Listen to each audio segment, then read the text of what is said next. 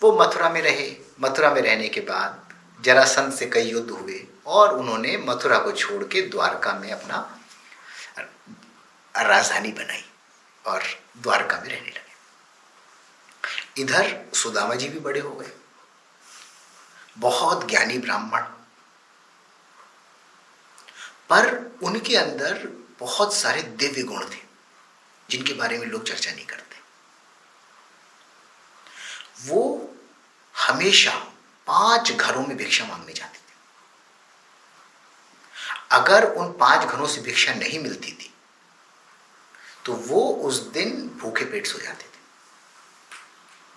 जहां वो भिक्षा मांगने जाते थे वो उनसे हाथ फैला के भिक्षा मांगते नहीं थे, उनके द्वार पे खड़े हो जाते थे, भगवान का नाम लेते थे और यदि उन्होंने भिक्षा दे दी तो उनका धन्यवाद करके आगे आ जाते थे। हम में से कितने लोग ऐसे हैं जो अपने जीवन में ऐसा संतोष और अनुशासन रखें? पर सुदामा जी ऐसे थे। जैसे सुदामा जी थे वैसे ही उनकी सहधर्मिणी भी थी।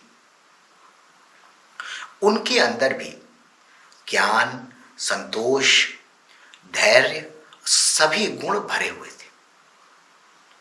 पर उनका जीवन कैसा था, हमारे बच्चों ने इसका बड़ा मार्मिक चित्रण करा है। तो आइए देखते हैं कि सुदामा जी अपना जीवन कैसे व्यतीत कर रहे थे। और जब उनको उनकी पत्नी ने यह सुझाव दिया कि आप अपने मित्र से जाके मिलिए, तो उन्होंने क्या कहा, किस शर्त पे वो ये करने को तैयार हुए, आइए अब हम उस कथा को देखते हैं।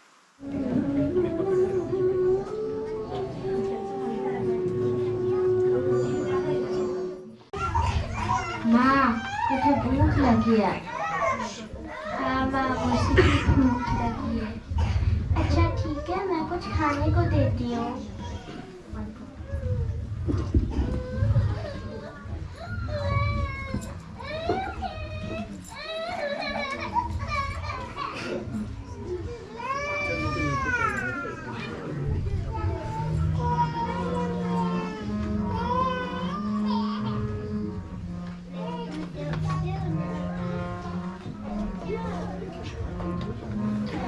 चावल आपस में बांट के खा ले।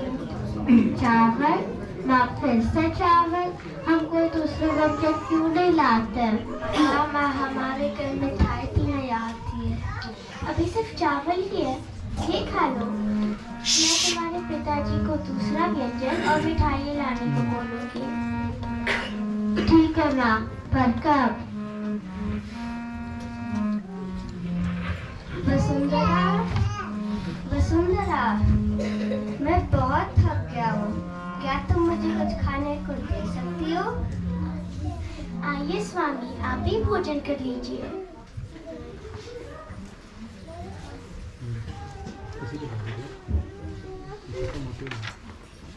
माँ, मुझे और भूख लगी, मुझे और भात दो।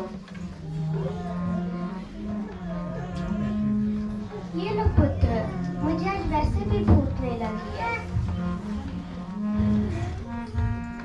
हाँ माँ, मुझे भी भूख लगी है, कुछ खाने को दो। आओ बच्चों, आज मैं आप लोगों को अपने बचपन की परम मित्र की एक और कथा सुनाता हूँ। स्वामी, कब तक आप अपने बच्चों को कथाओं से बहलाते रहेंगे? यदि आप मेरी बात सुने तो मेरे पास एक सुझाव है।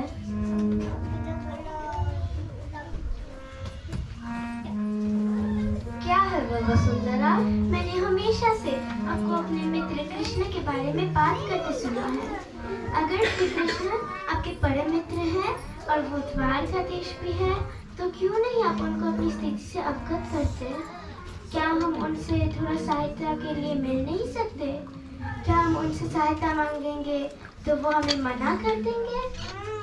कृष्ण, मेरा मित्र कृष्ण, लेकिन मैं उनसे सहायता कैसे मांग सकता हूँ? ये ठीक नहीं होगा। हमारी परिस्थिति तो हमारे पूर्व जन्मों के कर्मों का फल है। अगर मेरे लिए नहीं तो कम से कम हमारे बच्चों के लिए आपको अपना मन बदलना चाहिए।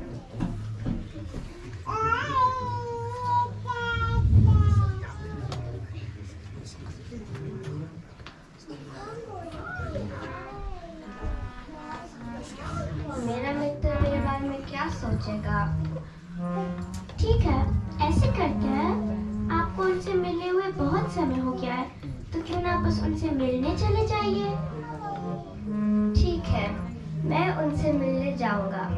मुझे भी उनकी बहुत याद आती है, लेकिन मैं उनसे कुछ मांगूंगा नहीं। मांगने की आपको आवश्यकता नहीं पड़ेगी। भेंट के लिए मैं पड़ोस से थोड़ा सा चावल ले आई हूँ। इससे आपके मित्र हमारा मन का भाव समझ जाएंगे